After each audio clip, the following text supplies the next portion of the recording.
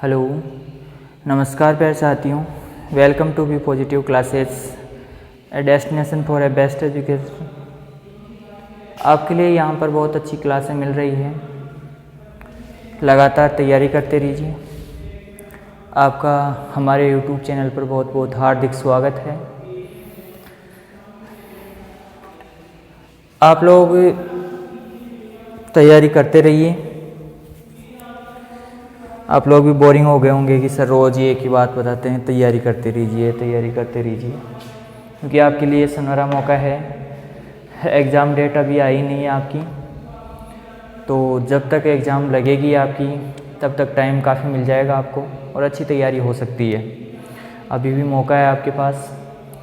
कुछ नए स्टूडेंट भी हमारे साथ जुड़े हैं, तो उनसे भी अनुरोध है कि वो भी जल्दी से जल्दी जो पिछली क्लासें हैं उनको लेकर कंप्लीट कीजिए और नए टॉपिक के ऊपर साथ साथ रहिए। हमारे तैयारी करने का यही मौका है। इसके बाद में यदि आप ऐसा सोचो कि मैं 10 दिन बाद में तैयारी कर लूँ, 15 दिन बाद में, क्योंकि इस समय आपके पास सुनहरा मौका है।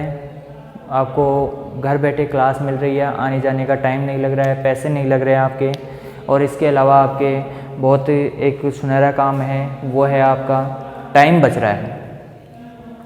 देखो, पैसे सब खर्च कर देते हैं, लेकिन टाइम खर्च करना बहुत बड़ी बात होती है। तो आपके पास टाइम बच रहा है, और साथ ही साथ आपको एग्ज़ाम के लिए जो टाइम का समय मिलता था, वो पहले जैसे 12th के बाद में आपको 1 महीना या 1.5 महीने के ज़्यादा टाइम नहीं मिलता था, 2 महीने मान लो अधिकतम एग्ज़ाम के बाद में। लेकिन इस बार क्या हुआ कि एग्ज़ाम कब की हो चुकी है, एग्ज़ाम वैसे भी हुई नहीं, प्रमोट हो चुके हैं आप लोग, और उसके बाद में भी आपकी जो टाइम है वो बहुत ज़्यादा मिल रहा है। ठीक है, तो आप अच्छी तैयारी कर सकते हो। तो आज हमारा जो टॉपिक रहेगा वो रहेगा भूपरिष्करण।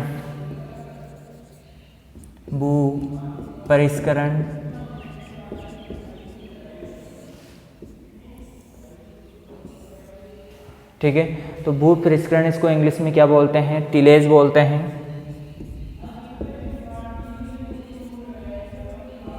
टिलेज।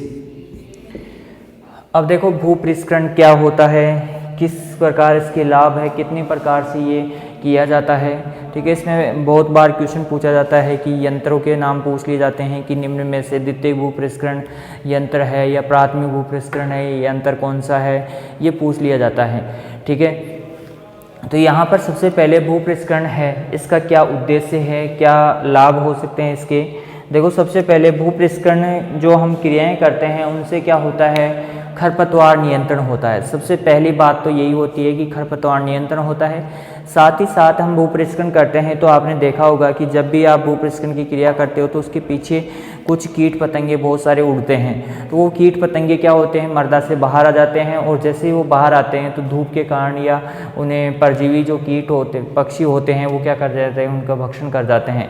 तो कीटों का नियंत्रण होता है। इसी प्रकार से मृदा जब उथल पुथल होती है तो उसमें उपस्थित जो कवक होते हैं या जीवाणु होते हैं, तो वो भी क्या होते हैं, बाहर की तरफ, ऊपर की तरफ आ जाते हैं, जिसके कारण क्या हो जाता है, गर्मी या ताप के कारण क्या हो जाते हैं, वो नष्ट हो जाते हैं। तो इस प्रकार ये सबसे प्रमुख उपाय है हमारे पास कि खरपतवार नियंत्रण का, आपके जो मृदा में रोग और कीट है उनके नियंत्रण के लिए। इसी के साथ साथ भूपरिष्करण क्रियाएं करते हैं तो उसमें क्या होता है, जो फसल अवशेष होता है उसको भी क्या हो जाता है, नष्ट हो जाता है। फसल अवशेष भी क्या हो जाता है, नष्ट हो जाता है, मतलब बहुत कम हो जाता है। जैसे आपने देखा होगा कि बिना भूपरिष्करण किया हुआ जो खेत होता है उसमें बहुत सारे घास फूस, फसल अवशेष, काफ़ी चीज़ें पड़ी रहती है।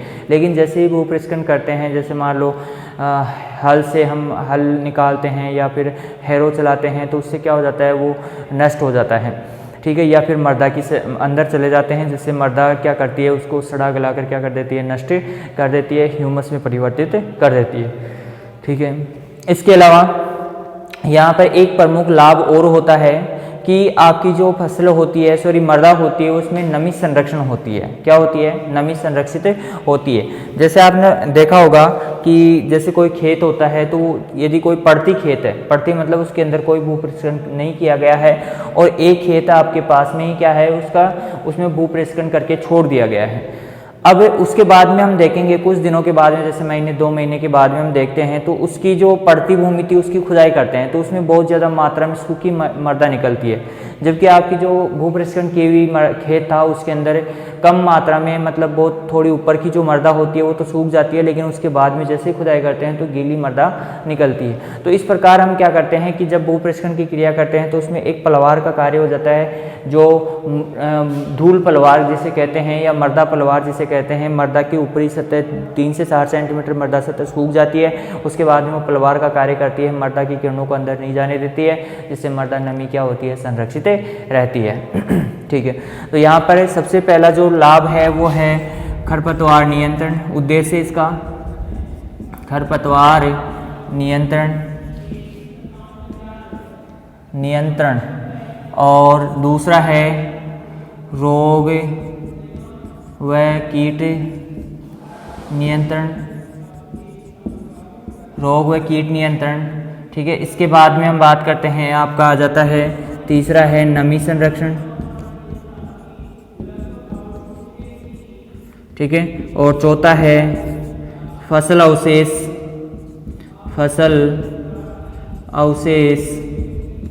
को कम करना। फसल अवशेष को क्या करना, कम करना।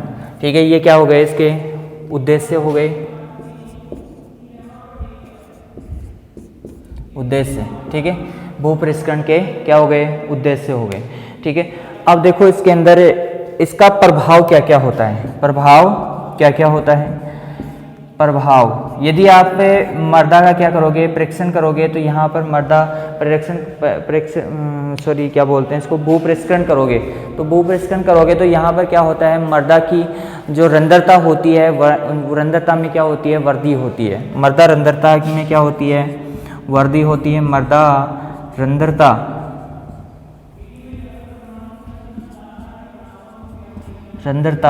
में वृद्धि होती है, मृदा रंध्रता में वृद्धि होती है। और इसके साथ साथ क्या होता है यहाँ पर कि स्थूल घनत्व में कमी आती है, स्थूल घनत्व में कमी आती है। स्थूल घनत्व क्या हो जाता है, कम हो जाता है। स्थूल घनत्व कम कैसे होगा कि इसमें रंध्रों की संख्या बढ़ेगी तो मृदा का जो कण घनत्व होता है वो कम हो जाएगा, मतलब जो क्षेत्रफल होगा, इकाई क्षेत्रफल, उस क्षेत्रफल में क्या होगा कि उतने कण नहीं रह पाएंगे। क्यों, क्योंकि यहाँ पर रंध्रता बढ़ती जा रही है। रंध्रता बढ़ेगी तो स्थूल घनत्व ऑटोमेटिक क्या हो जाएगा, कम हो जाएगा। तो इस प्रकार से ये मृदा के ऊपर प्रभाव पड़ता है, इसमें रंध्रावकाश बढ़ता है। अब यहाँ पर रंध्रावकाश बढ़ता है, रंध्रों की संख्या बढ़ती है तो जल अवशोषण क्षमता और वायु की मात्रा भी क्या होती है, इस मृदाओं में बढ़ती है, जिससे क्या होता है, पौधे आसानी से पोषक तत्व एब्जॉर्ब कर पाते हैं, जल धारण कर पाते हैं। ठीक है, तो यहाँ पर जल धारण क्षमता भी बढ़ती है साथ ही साथ, और वायु में वृद्धि होती है, मृदा वायु में वृद्धि होती है, मृदा वायु में वृद्धि। और इसी के साथ आप यहाँ पर कह सकते हो जल धारण क्षमता भी बढ़ती है, जल धारण क्षमता बढ़ती है। ठीक है, तो इस प्रकार से ये मृदा के ऊपर प्रभाव डालता है भूपरिष्करण। ठीक है, टीलेज क्या कार्य करता है, देखो उद्देश्य तो क्या क्या है, खरपतवारों को नियंत्रण करना, रोग और कीटों को नियंत्रित करने के लिए, नमी संरक्षण करने के लिए, फसल अवशेषों को कम करना ही इसका प्रमुख उद्देश्य होता है। इसी उद्देश्य के साथ हम क्या करते हैं, भूपरिष्करण की क्रियाएं करते हैं। और यदि हम प्रभाव देखें तो मृदा में रंध्रता बढ़ती है, रंध्रता बढ़ेगी तो मतलब मृदा में वायु में भी वृद्धि होगी, मृदा वायु में भी वृद्धि होगी, और जल धारण क्षमता में भी क्या होगी, वृद्धि होती है। इसी के साथ यहाँ पर स्थूल घनत्व में क्या होती है, कमी होती है। तो आपसे क्वेश्चन पूछा जा सकता है कि यदि हम भूपरिष्करण की क्रियाएं ज़्यादा करते हैं तो मृदा में स्थूल घनत्व पर प्रभाव पड़ता है, कम होता है, बढ़ता है, स्थिर रहता है, या कोई परिवर्तन नहीं होता है। तो इस प्रकार से आपसे क्वेश्चन पूछा जा सकता है। तो ये क्या होती है, स्थूल घनत्व में कमी होती है। ठीक है, इसे उतार लीजिए, नोट डाउन कीजिए जल्दी से। ठीक है, इसके बाद में हम आगे चलते हैं अगले टॉपिक के ऊपर। जल्दी से उतारिए इसको, नोट डाउन कीजिए।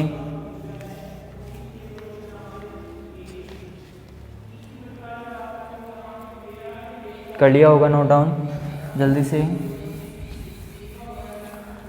अब देखो भूपृष्ठकरण की क्रियाएं आती है, इनमें कुछ शब्दावली चलती है। जैसे भूपृष्ठकरण की क्रियाएं करते हैं तो उसमें जैसे मान लो आपका खेत पानी से भरा हुआ है और उसमें जो भूपृष्ठकरण की क्रियाएं करते हैं तो उस क्रिया को क्या कहते हैं, ठीक है, तो क्या कहते हैं आपकी होती है पंकिलीकरण।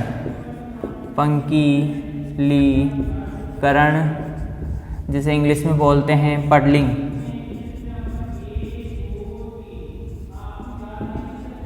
पडलिंग कहते हैं, क्या कहते हैं इसको, पडलिंग कहते हैं, ठीक है।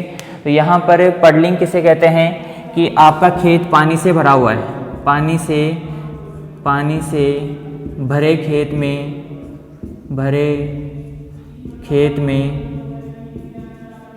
खेत में भूपृष्ठकरण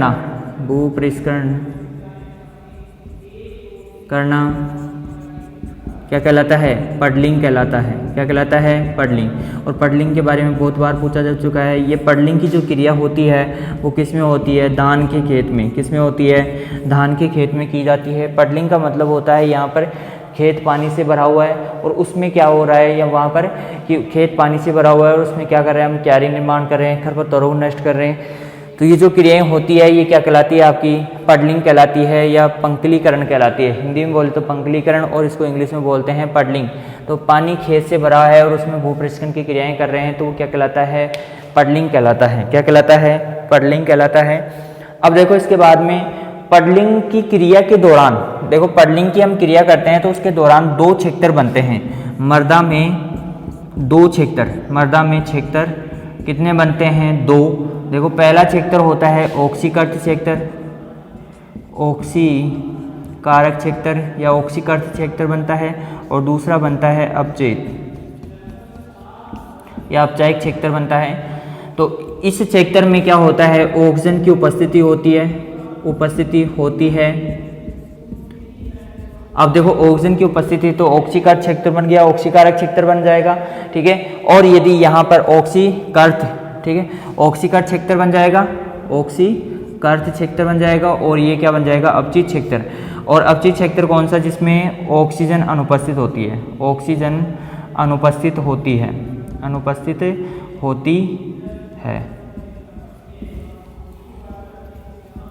ऑक्सीजन अनुपस्थित होती है, वो क्षेत्र कौन सा होगा, यहाँ पर अपचित क्षेत्र जिसमें ऑक्सीकरण उपस्थित होता है वो क्या कहलाता है, अपचित क्षेत्र।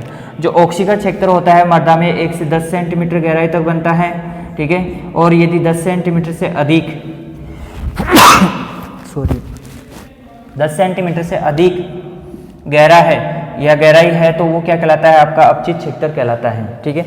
अब आपको पता होना चाहिए कि जो धान के खेत होते हैं, कौन से खेत होते हैं, धान के खेत, उसमें जो उर्वरक दिया जाता है, उर्वरक कौन सा होता है, पता है आपको, मैंने बता दिया, 2-3 बार बता दिया है। जब उर्वरक पढ़े थे तब भी बताया था मैंने, और इसके अलावा मैंने जब पोषक तत्व पढ़ाए तब भी बताया था, ठीक है। तो यहाँ पर बताओ धान में उर्वरक कौन से उर्वरकों का प्रयोग किया जाता है, आपके अमोनिकल जो उर्वरक होते हैं, अमोनिकल उर्वरक होते हैं, उनमें क्या किया जाता है, धान का प्रयोग किया जाता है। क्योंकि अमोनिया क्या करता है, निक्षालित कम होता है तो निक्षालित कम होता है,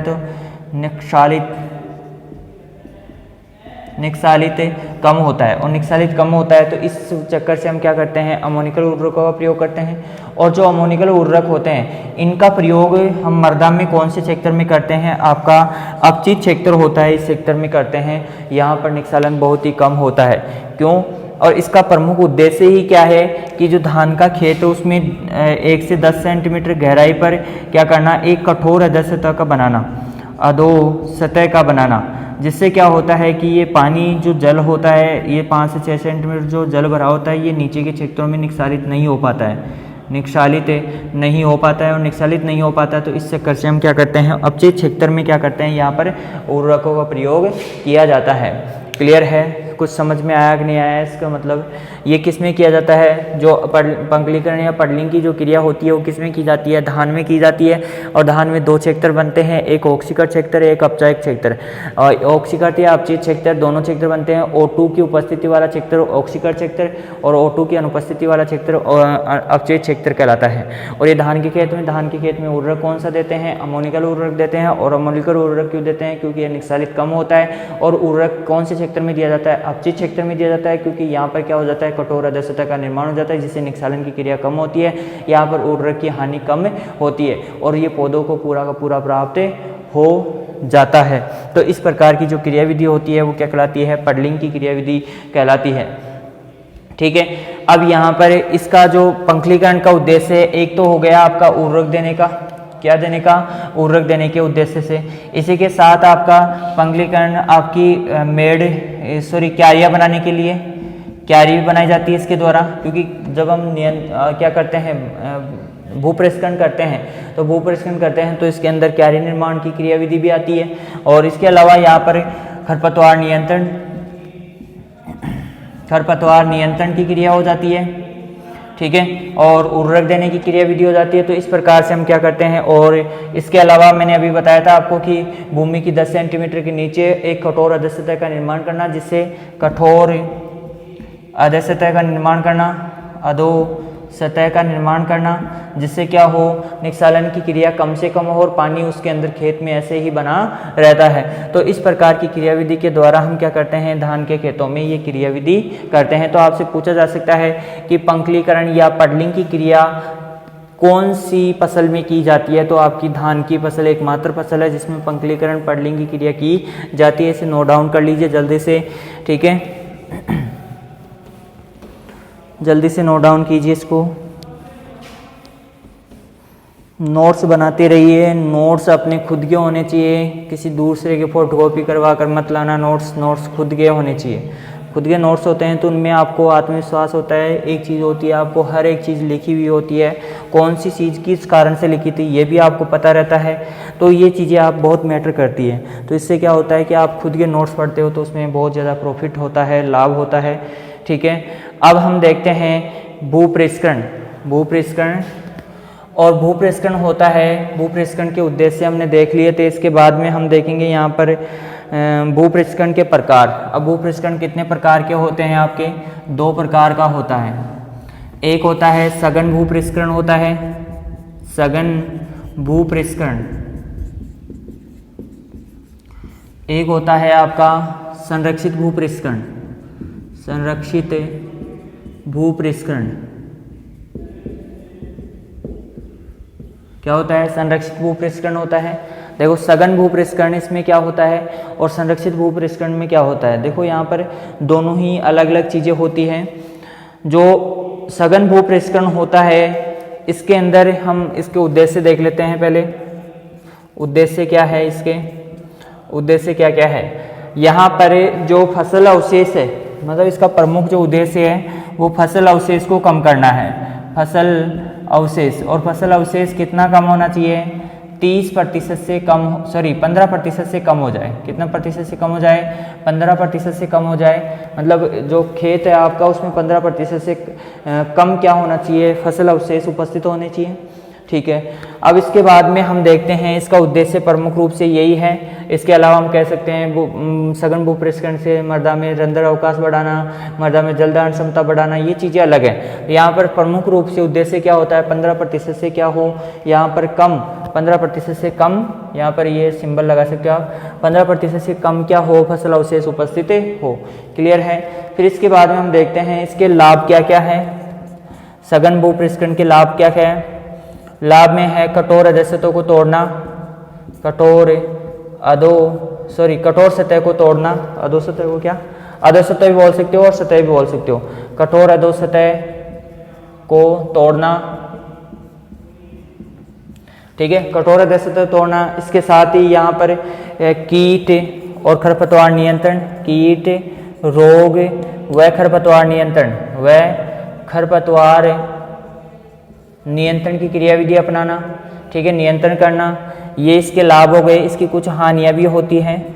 हानि क्या होती है, देखो हानि ज़्यादा नहीं है इसकी, कि एक तो सबसे ये महंगी प्रक्रिया है। महंगी प्रक्रिया कौन सी, सघन भूपरिष्करण एक तो महंगी प्रक्रिया है, और इसके अलावा यहाँ पर इसके अंदर मृदा अपरदन सबसे ज़्यादा होता है। मृदा अपरदन क्या होता है, ज़्यादा होता है।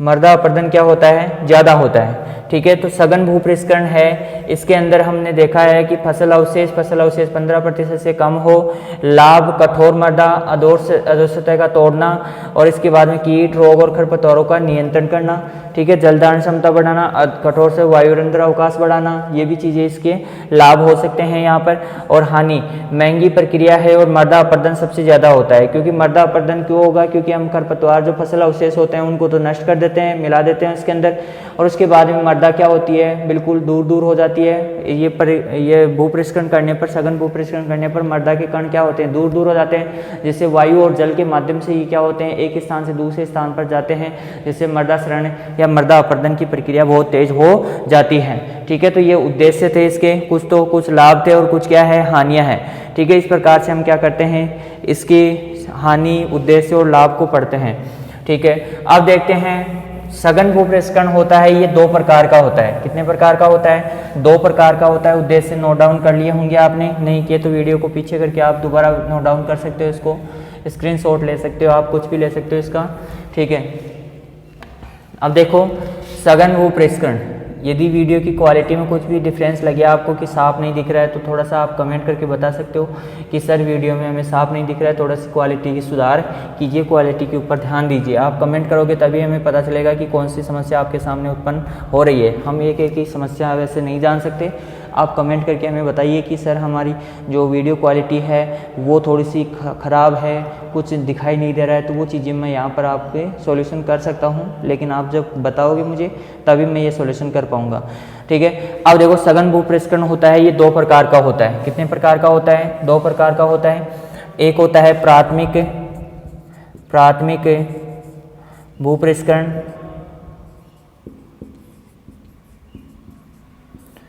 एक होता है प्राथमिक भूपृष्ठकरण और एक होता है द्वितीयक भूपृष्ठकरण।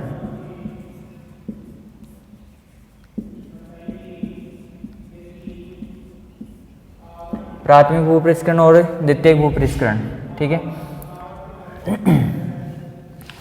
प्राथमिक भूपृष्ठकरण कौन सा होता है, द्वितीयक भूपृष्ठकरण कौन सा होता है, इसके अंदर हम देखेंगे यहाँ पर जो हम खेत की तैयारी करते हैं, खेत की क्या करते हैं, तैयारी करते हैं। खेत की तैयारी करने से लेकर बुआई से पहले तक की जो क्रियाविधि होती है, मतलब जो बहुत ज़्यादा गहरी जुताइयाँ होती है, मिट्टी को पलटना होता है, उल्टना होता है, ये सारी क्रियाएं जो भी होती है खरपतवार नियंत्रण के लिए हम मृदा की सतह के ऊपर एरो जो भी है आपके पास, जो भी यंत्र होते हैं उनका प्रयोग करते हैं। तो यहाँ पर जो फसल बुआई से पूर्व जो क्रियाविधि होती है वो सारी की सारी किस में आती है, प्राथमिक भूपृष्ठकरण में आती है।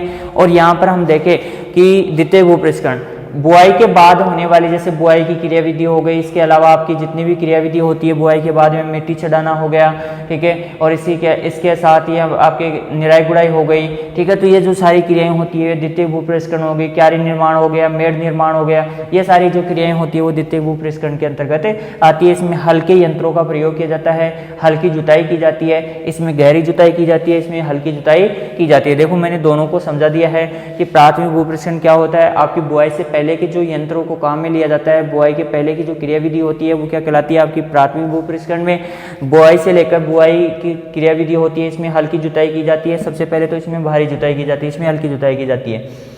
इसमें बुआई से पहले की क्रियाविधि सारी होती है, जैसे मिट्टी को उलटना पुलटना और मिट्टी को तोड़ फोड़ करना, अधोसतह को तोड़ना, गहरी जुताइयाँ करना, ये सारी की चीज़ें इसमें प्राथमिक भूपृष्ठकरण में। हल्की जुताइयाँ जितनी भी होती है वो क्या होती है, इसके अंतर्गत आती है। जैसे बुआई की क्रियाविधि होगी, पाटा लगाना, खेत को समतल करना, इसके अलावा क्यारी निर्माण हो गया, मेड़ निर्माण हो गया, ठीक है, नालियों का निर्माण हो गया, ठीक है। इसके साथ साथ आपकी मिट्टी चढ़ाना, जैसे आलू और गन्ने में हम मिट्टी चढ़ाने की क्रियाविधि करते हैं, तो ये सारी क्रियाविधि किसके अंदर आती है, द्वितीय भूपृष्ठकरण के अंतर्गत आती है। और ये यहाँ पर किसके अंतर्गत है, प्राथमिक भूपृष्ठकरण के, मतलब इसमें गहरी जुताई की जाती है। सबसे पहले तो गहरी जुताई करना, क्या करना, गहरी जुताई करना, ठीक है। गहरी जुताई करके हम क्या करते हैं, मृदा की सतह को क्या कर देते हैं, तोड़ देते हैं, ठीक है। तो गहरी जुताई करना।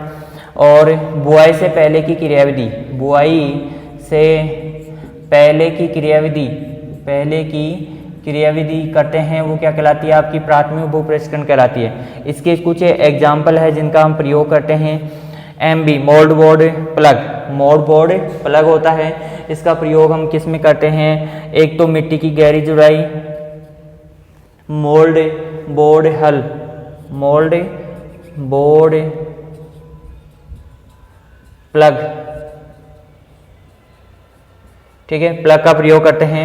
मिट्टी की गहरी जुताई, गहरी जुताई, जुताई और मिट्टी पलटना, पलटना, पलटना लिख लो डायरेक्ट, मिट्टी पलटना, पलटना, मिट्टी को पलटना, ठीक है। तो ये दोनों क्रियाविधि किस में की जाती है आपकी, एक तो गहरी जुताई और मिट्टी पलटना। Mould board MB plug, MB plug भी बोल सकते हो, मोल्ड बोर्ड प्लग, ठीक है, ये बोल सकते हो, इसको एमबी प्लग भी बोल सकते हो, ठीक है। इसके बाद में डिस्क प्लग,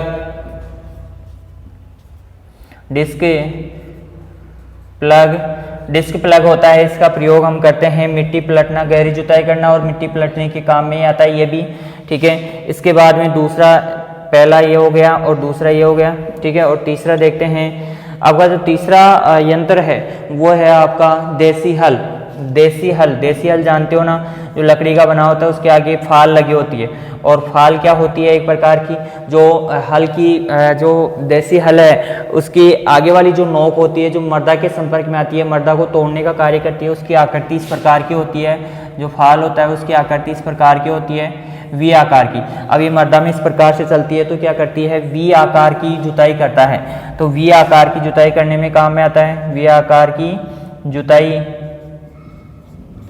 करता है मर्दा में, ठीक है, किसमें, मर्दा में वी आकार की जुताई करता है, ठीक है। इसके बाद में रोटावेटर, रोटावेटर, और रोटावेटर क्या कार्य करता है, देखो हम देख सकते हैं यहाँ पर रोटावेटर का कार्य, रोटावेटर देखो देसी हल क्या करता है, वी आकार की जुताई करता है, उसके साथ साथ यहाँ पर जो रोटावेटर होता है इसको हम यहाँ पर कह सकते हैं कि ये प्राथमिक और प्राथमिक व द्वितीयक जो जुताई भूपरिष्करण यंत्र होते हैं उनमें शामिल किया जा सकता है, परिष्करण यंत्रों में काम में आता है, ठीक है। मतलब ये क्या होता है, प्राथमिक और द्वितीयक दोनों प्रकार की जो भूपरिष्करण क्रियाएं होती हैं उनमें काम में लिया जाता है, रोटावेटर का प्रयोग किया जाता है। इसके बाद में पावर टिलर, पावर टिलर, ठीक है। इसके बाद में आपका आ जाता है पावर टिलर, पावर टिलर के बाद में मैं यहाँ पे लिख देता हूँ, यहाँ पर छठा पावर टिलर हो गया। पावर टिलर के बाद में आता है सब सोइलिंग, सब सोइलिंग, सब सोइलिंग क्या करता है, मर्दा को समतल करने का कार्य करता है, मर्दा समतल करने का कार्य करता है, समतल करने का क्या करता है, कार्य करता है। यहाँ पर आप इसको आप ये भी कह सकते हो कि समतल तो करता ही करता है, इसके साथ साथ ये क्या कार्य करता है कि मर्दा को बिना पलटता नहीं है, और 60 से 70 सेंटीमीटर गहराई पर क्या कर देता है, क्या कर देता है, कठोर सतह को तोड़ देता है, कठोर सतह को क्या कर देता है, तोड़ देता है, क्या कर देता है, कठोर सतह को तोड़ देता है। मतलब मर्दा की जो सतह है उसको बिना पलटे बिना ही नीचे की जो सतह होती है उसको क्या कर देता है, तोड़ देता है, ठीक है। ये जो आपकी पास जिससे आप लोग बोलते हो, ये इस प्रकार का यंत्र आता है, इस प्रकार का, यहाँ पर एक ब्लेड लगी होती है और ये क्या करता है, नीचे की तरफ चलता है मर्दा की सतह की, ठीक है। तो यहाँ पर ऊपर से मर्दा पलटती नहीं है, लेकिन फिर भी नीचे की सतह क्या हो जाती है, टूट जाती है, लगभग 60 से 70 सेंटीमीटर गहराई पर क्या कर देता है, ये इस मर्दा की सतह को तोड़ देता है, ठीक है। अब इसके बाद में आपका आता है द्वितीयक भूपरिष्करण। द्वितीयक भूपरिष्करण क्या होता है, ठीक है। द्वितीयक भूपरिष्करण में कौन कौन से यंत्र होते हैं, काम में लिए जाते हैं, ठीक है। तो यहाँ पर सबसे पहले हम देखते हैं कि द्वितीयक भूपरिष्करण, प्राथमिक हो गया, प्राथमिक के बाद में हम देखते हैं द्वितीयक को। इसके अंदर मैंने बता दिया आपको कि बुआई के बाद की जाने वाली सारे प्रक्रम जो भी होते हैं, जैसे खरपतवार नियंत्रण और निराई गुड़ाई होती है, इसके अलावा आपकी जो आपका क्या बोलते हैं इसको, क्यारियों का निर्माण होता है, इसके अलावा आपकी जो भी जितने प्रक्रम होते हैं, बुआई का क्रियाविधि होती है, वो सारी क्रियाएं किसके अंतर्गत की जाती है, आपकी द्वितीयक भूपरिष्करण के अंतर्गत की जाती है। इसमें हल्की जुताइयाँ की जाती है, इसमें गहरी जुताइयाँ की जाती है, ये तो आपको पता होना चाहिए, ठीक है। इसके बाद में हम देखते हैं कि आपकी जैसे लिख सकते हो आप इसको, एग्जाम्पल लिखाऊंगा मैं, ये चीज़ें जो मैंने बताई है अभी आप लिख सकते हो इसको। फिर इसके बाद में हम देखते हैं यहाँ पर इसका एग्जाम्पल कौन कौन से, डिस्क हेरो किसको है, हेरना किसी को नहीं है रे यहाँ पे, अरे हेरना किसी को नहीं है, मिले हुए सब, ठीक है, सबके पास जो भी चाहिए वो चीज़ें उपस्थित हैं, ठीक है। कल्टीवेटर, पाटा लगाना, ठीक है। यहाँ पर डिस्क हैरो, कल्टीवेटर, पाटा लगाना, ये यंत्र होते हैं जो किसके काम में आते हैं, द्वितीयक भू पृष्ठकरण के अंतर्गत आते हैं। इसके अलावा लेजर लैंड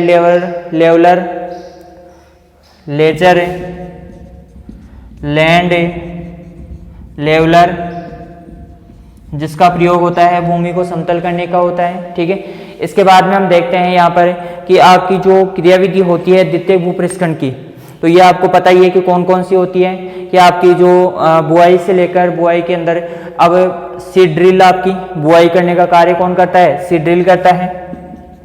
सीड ड्रिल के द्वारा क्या किया जाता है, सीड ड्रिल कम फर्टिलाइजर, मतलब सीड ड्रिल के साथ साथ फर्टिलाइजर उर्वरकों का प्रयोग भी करना यहाँ पर क्या कहलाता है, आपका द्वितीयक भू पृष्ठकरण के अंतर्गत आता है, ठीक है। और इसके बाद में आता है रिज मेड, आपका रिज हल भी बोल सकते हो इसको, रिज मेड या रिज हल, तो इसका प्रयोग किया जाता है मेड बनाने के काम में आता है। ये मेड बनाने का कार्य करता है, क्या कार्य करता है, रिजल मेड बनाने का, मतलब नालियाँ बनाने का कार्य करता है रिज हल या रिज मेड, ठीक है। इसका प्रयोग किया जाता है, ठीक है। इसके बाद में हम देखते हैं कि आपका संरक्षित भू पृष्ठकरण किस प्रकार कार्य करता है। यहाँ पर क्वेश्चन कैसे पूछा जा सकता है कि निम्न में से द्वितीयक भू पृष्ठकरण यंत्र नहीं है, तो यहाँ पर 1 दे देगा ये और 3 दे देंगे ये। अब यहाँ पर ऐसे पूछा जा सकता है निम्न में से प्राथमिक भू पृष्ठकरण यंत्र नहीं है, तो यहाँ पर प्राथमिक भू पृष्ठकरण यंत्र मोल्ड बोर्ड हल दे दिया, जैसे डिस्क प्लग दे दिया, रोटर पावर टिलर दे दिया, तो इनमें से 3 दे दिए और 1 दे दिया कल्टीवेटर या पाटा।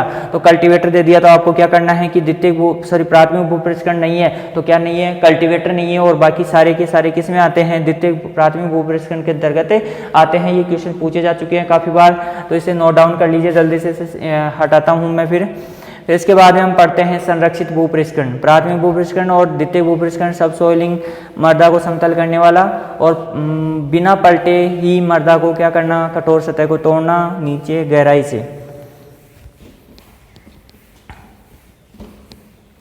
अब संरक्षित भू पृष्ठकरण क्या होता है, संरक्षित भू पृष्ठकरण होता है कि जैसे आपने क्या किया है यहाँ पर संरक्षित भू पृष्ठकरण के अंतर्गत, यदि आपने किसी खेत में फसल काट ली है और फसल काटने के पश्चात आप क्या कर रहे हो, उसमें डायरेक्ट बुआई कर रहे हो, प्राथमिक द्वितीयक किसी प्रकार की कोई परीक्षण की क्रिया नहीं कर रहे हो और आप क्या कर रहे हो, डायरेक्ट ही उसमें बुआई कर रहे हो, तो ये क्या कहलाता है, संरक्षित भू पृष्ठकरण कहलाता है। इसे जीरो टिलेज भी कहा जाता है, क्या कहा जाता है, जीरो टिलेज भी कहा जाता है। किसको, कि बिना भू पृष्ठकरण के सीधे ही खेत में बुआई करना क्या कहलाता है, आपका संरक्षित भू पृष्ठकरण कहलाता है। इसमें क्या होता है, इसका प्रमुख उद्देश्य, इसमें 30% से अधिक क्या होते हैं, यहाँ पर फसल अवशेष उपस्थित होते हैं, जबकि इसमें कितने होते थे संरक्षित भू पृष्ठकरण में, सघन भू पृष्ठकरण में कितना होता था आपका 15% से कम, जबकि इसमें 30% से अधिक फसल अवशेष उपस्थित होने चाहिए, अवशेष उपस्थित होते हैं, ठीक है। अब इसके अंदर यहाँ पर संरक्षित भू पृष्ठकरण को जीरो टिलेज कहा जाता है। बिना भू पृष्ठकरण के सीधे ही खेतों में क्या करना, बुआई करना क्या कहलाता है, आपका संरक्षित भू पृष्ठकरण कहलाता है। और यहाँ पर इसके अंदर 30% से अधिक क्या होने चाहिए, पादप अवशेष उपस्थित होने चाहिए। इसके लाभ, यहाँ पर लाभ देखो, इसका लाभ क्या था, इसकी हानि क्या थी, वही लाभ हो जाएगा, मृदा अपरदन नहीं होगा, मृदा अपरदन कम होगा, मृदा अपरदन क्या होगा, कम होगा, क्योंकि फसल अवशेष है तो मृदा पर पलवार मल्च की क्रिया होती रहेगी, जिसके कारण मल्च के कारण क्या होगी, मृदा अपरदन नहीं हो पाएगा, ठीक है। और हानि क्या होगी, जो इसका लाभ है वो हानि हो जाएगी, रोग कीटों और खरपतवारों का प्रकोप अधिक, तो यहाँ पर खरपतवारों का प्रकोप अधिक होगा, क्योंकि भू पृष्ठकरण करेंगे नहीं, खरपतवार नष्ट होंगे नहीं, तो यहाँ पर खरपतवारों, रोगों और कीटों का प्रकोप अधिक होता है, ठीक है। अब यहाँ पर आप इसे जीरो टिलेज या मल्च टिलेज भी कह सकते हो, जीरो टिलेज या मल्च टिलेज भी कह सकते हैं, इसको क्या कह सकते हैं, मल्च टिलेज भी कह सकते हैं, ठीक है। ये तो हो गया मल्च टिलेज के उपनाम हो गए, ठीक है। अब आपको ध्यान रखना है यहाँ पर कि संरक्षित भू परिष्करण या जीरो टिलेज के लिए हमें क्या करना पड़ता है, खरपतवारों को नष्ट करने के लिए हमें रसायनों का प्रयोग करना पड़ेगा, क्योंकि हम यांत्रिक विधियों से तो खरपतवार नियंत्रित नहीं कर सकते, क्योंकि आपको पता है कि इसमें केवल बुआई का कार्य होता है और कोई भी कार्य नहीं किया जाता है। तो यहाँ पर बुआई कर दी तो उसके बाद में खरपतवारों को नियंत्रण तो करना ही पड़ेगा। तो रसायन होते हैं, रसायन खरपतवारनाशी होते हैं और यहाँ पर इन्हें कहते हैं जीरो टिलेज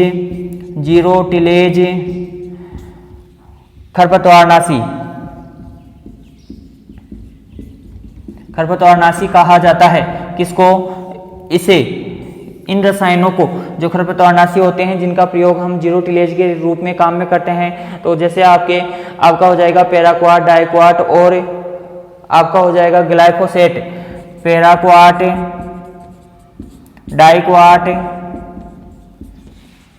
डाइक्वाट और इसके बाद में आ जाता है ग्लाइफोसेट का प्रयोग किया जाता है। ये जो तीनों खरपतवारनाशी है इन्हें जीरो टिलेज खरपतवारनाशी भी कहा जाता है। यहाँ पर ध्यान रख लेना कि निम्न में से जीरो टिलेज खरपतवारनाशी कौन से हैं, तो पैराक्वाट, डाइक्वाट और ग्लाइफोसेट का प्रयोग किया जाता है। यह खरपतवारनाशी, यहाँ पर इसको क्या, संरक्षित भू परिष्करण को जीरो टिलेज भी कहा जाता है, मल्च टिलेज भी कहा जाता है। बिना भू परिष्करण के सीधे ही खेत में बुआई करना, इसमें 30% से अधिक पादप अवशेष होने चाहिए, ठीक है। अब इसके बाद में हम देखते हैं कि जुताई के प्रकार। संरक्षित भू परिष्करण कंप्लीट होता है, इसके बाद में जुताई के प्रकार। अब जुताई किस प्रकार की होती है? एक होती है गहरी जुताई, एक होती है मध्यम गहरी जुताई, एक होती है गहरी जुताई, दूसरा होता है गहरी जुताई, दूसरा होता है मध्यम गहरी जुताई, ठीक है, मध्य गहरी जुताई, और उसके बाद में होता है तीसरा होता है हल्की जुताई।